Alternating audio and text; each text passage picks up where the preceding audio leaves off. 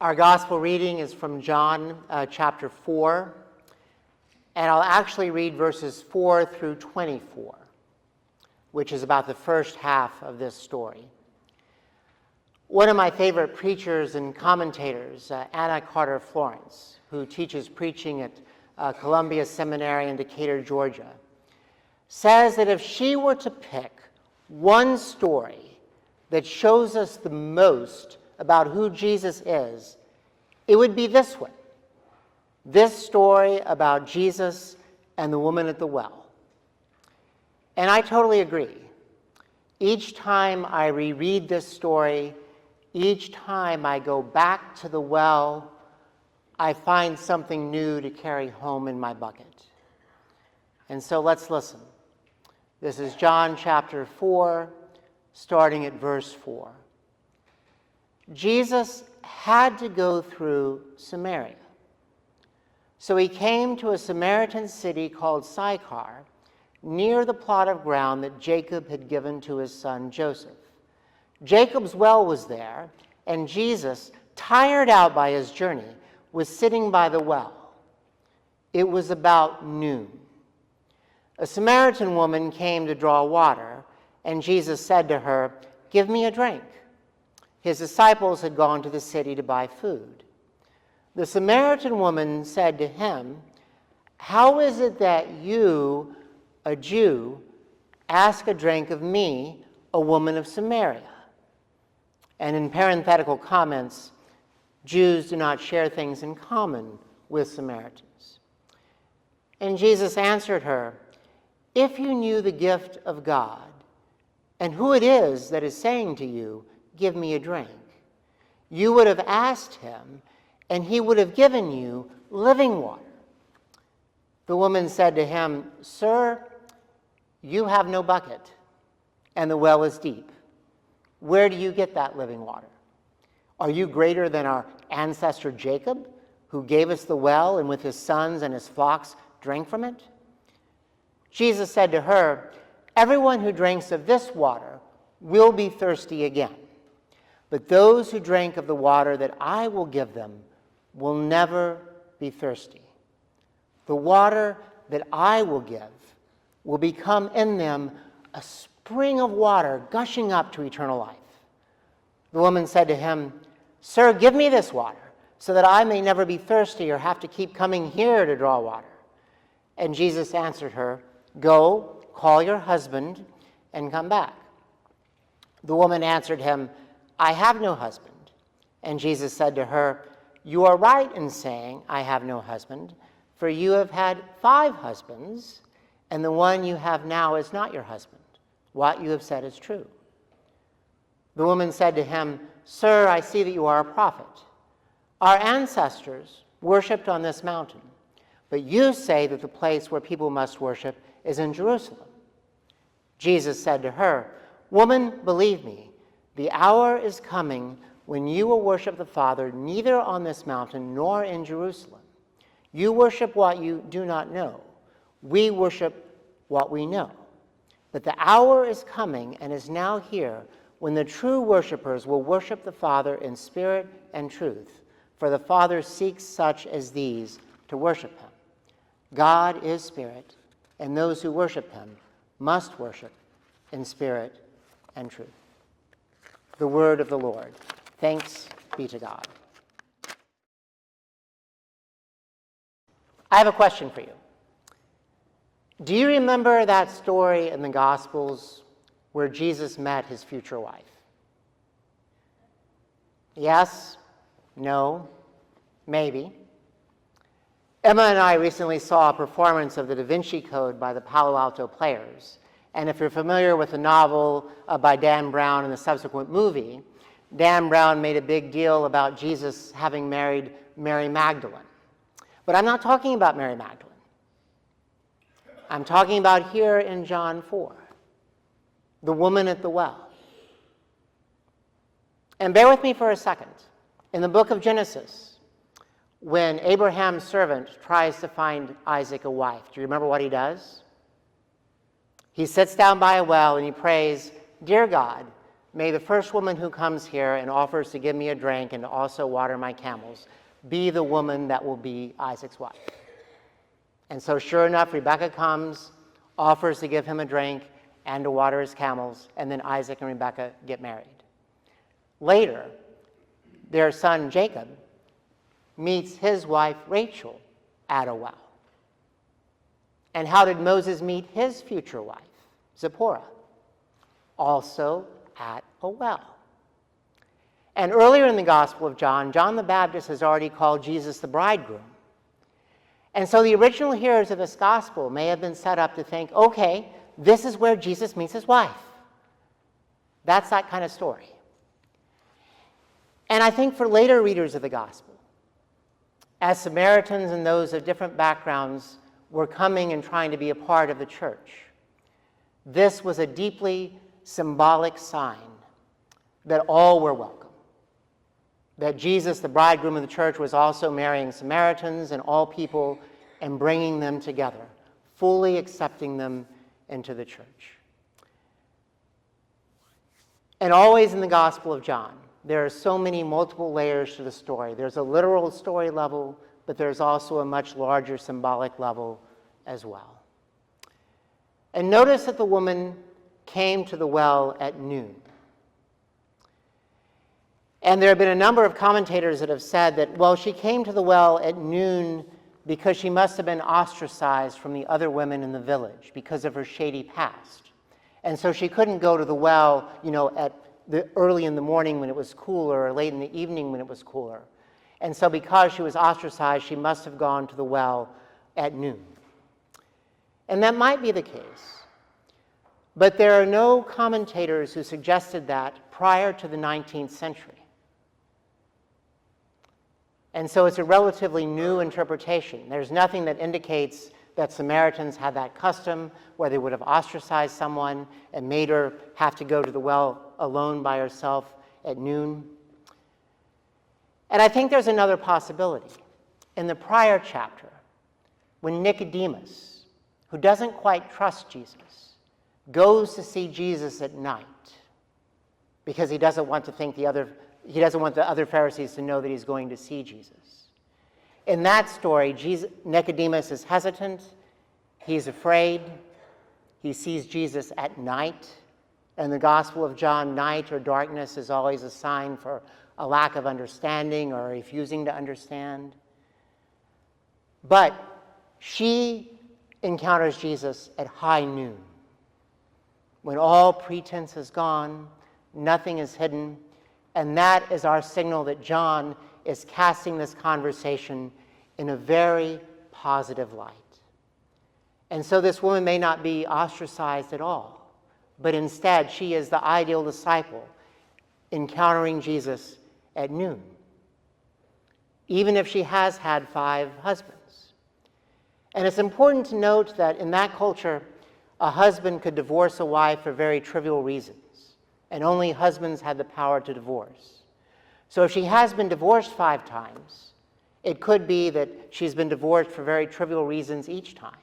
Or she could have outlived 5 husbands. We don't know. Or maybe there's a mixture of husbands divorcing her and husbands dying. We don't know. We don't know for sure. The Western church has had a tendency to criticize her or to emphasize that she must have somehow had a shady reputation. But not so in the Eastern church. In the Eastern church, she's called Saint Fantine. And they tend to regard her in a much more positive light. I like to do a lot of research on Ancestry.com, and I have a great-great-grandfather, Daniel Cabanis, who is married at least 4 times, and at least 3 of his wives actually outlived him, and there's no record of him having ever gotten divorced. So he seems to have been a serial bigamist. And he also seems to have altered the spelling of our last name slightly each time he got married. So if you want to wag the finger at someone, wag the finger at him. He seems to have been kind of a cad. And his eldest son, my great-grandfather, eventually became a very devout Baptist. And to me, I get the impression that he did everything he could to live his life the exact opposite of the way his father lived. And also consider this. If this story is as much about the Samaritan people as it is about her, if you go back to 2 Kings chapter 17, which talks about what happened to the people of Samaria after the northern kingdom of Israel, including Samaria, had been conquered by the Assyrians. It says that the Assyrians had colonized 5 different national groups to settle in Samaria and to intermarry with the people there. 5 husbands, 5 different groups, conquered. And perhaps the 6th that they weren't technically married to were the Romans themselves. And maybe the 7th is actually Jesus, representing a whole and complete number, and again, this union of people.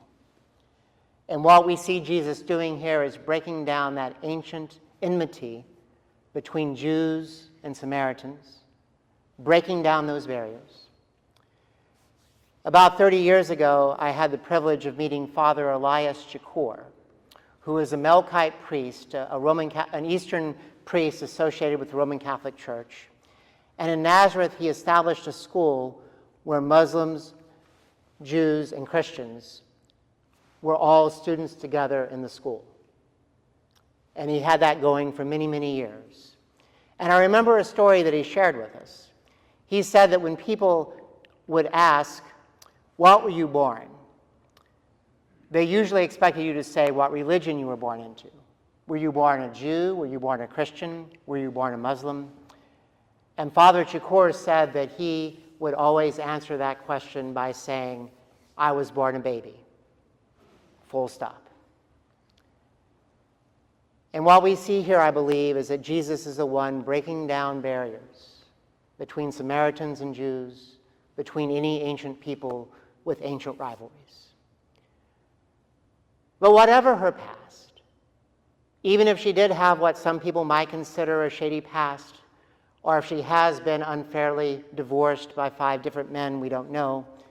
Whatever her past, what we can certainly agree on based on what we know in the story is that she was thirsty. She came to the well thirsty with a bucket, hoping to be fulfilled, hoping to have her own thirst quenched. One of my favorite writers, Frederick Buechner, once defined lust as the craving for salt of someone who is dying of thirst. And I find that incredibly profound.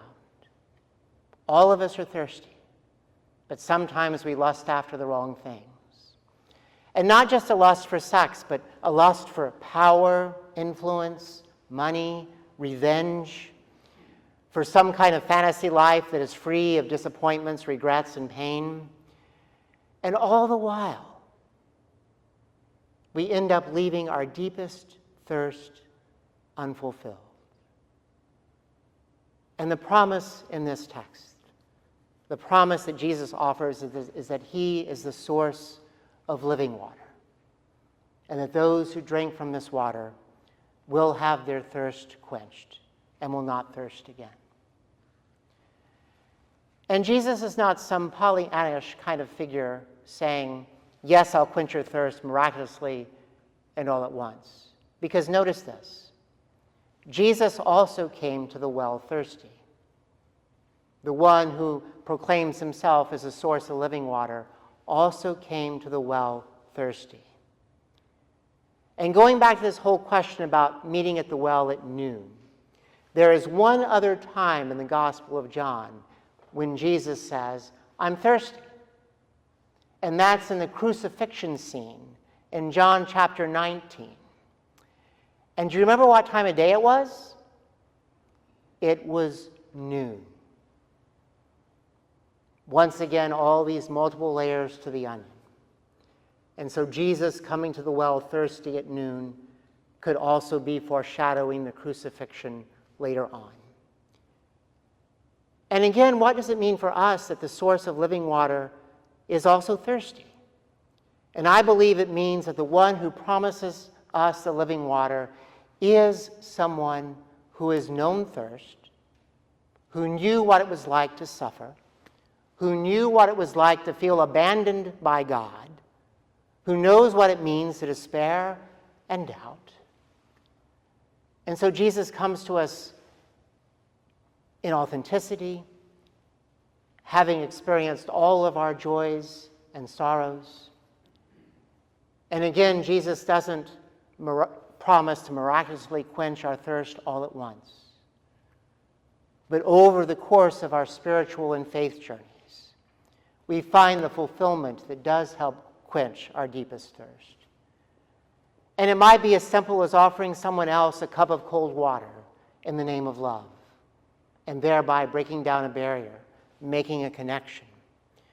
It could come through trial and error as we find for ourselves the springs that yield water and that do not, the ones that quench our thirst and don't. But over a lifetime of faith, over a lifetime of trust, we learn not to crave the salt that only makes the thirst worse, but we learn to yearn for the one who truly quenches our thirst. And there's a marvelous detail in the story that actually came after what I just read. After her whole discussion with Jesus, she becomes so excited that she gets up and runs back to her village to tell everyone about the encounter that she has had with Jesus. And she leaves her water bucket behind. She had gone to the well to draw water, and she ends up leaving her bucket behind. Maybe because now, having met Jesus, the source of living water, she no longer needs that bucket. And just like she left her bucket behind,